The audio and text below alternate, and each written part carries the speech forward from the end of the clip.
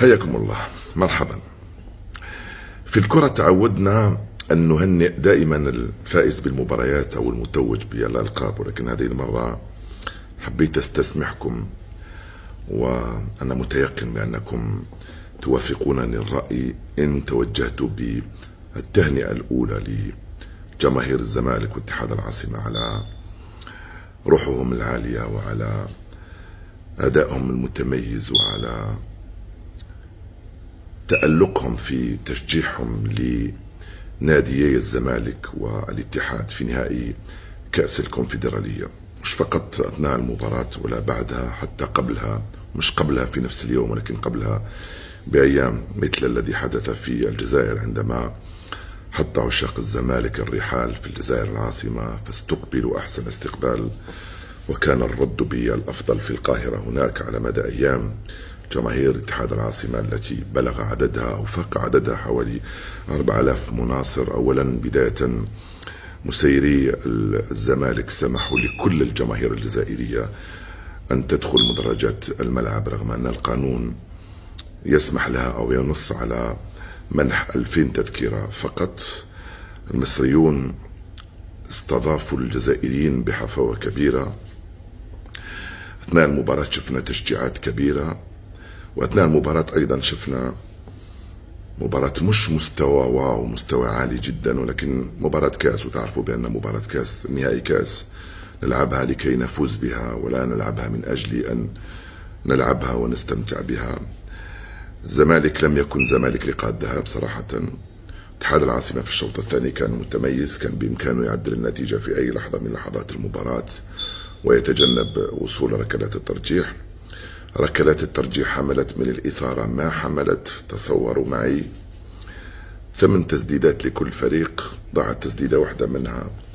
أن تسجل 8 ركلات ترجيح أمام الزمالك في القاهرة في نهائي كأس الكونفدرالية، هذا يحسب لفريق اتحاد العاصمة، يحسب له تركيز لاعبيه الكبير جدا، كما يحسب للاعبي الزمالك تألقهم خلال الشوط الأول ومحاولتهم تسجيل هدف ثاني خلال الشوط الثاني، ليكون الإنجاز في نهاية المطاف مستحق، كما كان ممكن أن نقول مستحق لو فاز به فريق الزمالك الذي أدى وهو بصدد أداء موسم متميز في ظل الظروف الصعبة اللي مر بها، خاصة منذ بداية هذا الموسم.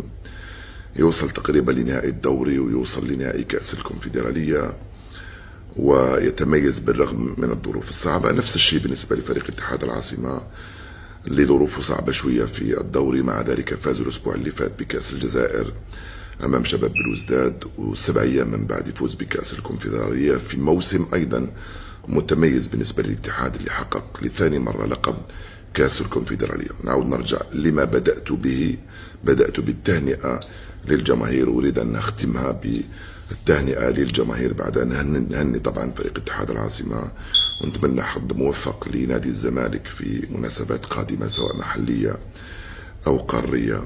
شكرا لكم لجماهير الزمالك وجماهير اتحاد العاصمة على أخلاقكم العالية وعلى التزامكم وعلى روحكم الطيبة وروحكم الرياضية والحفاوة التي خصيتوا بها الجماهير الجزائرية التي شعرت فعلا بأنها كانت في بلدها. وأنا شخصيا كنت البارح الجمعة، في الخميس والجمعة كنت في القاهرة، وشفت التقيت ببعض الجماهير الجزائرية وشفت الحفاوة التي حظيت بها من قبل الجماهير المصرية. فألف مبروك للجماهير. لم نسمع بعد المباراة لا هرج ولا مرج ولا كلام عن التحكيم ولا حرب في المدرجات ولا فوق أرضية الميدان ولا شجار ولا خناق، بحمد الله. عودة ميمونة لجماهير اتحاد العاصمة وفريقهم إلى الجزائر، كل التوفيق في مواعيد رياضية قادمة بإذن الله، وألف مبروك مجددا للجميع. سلام.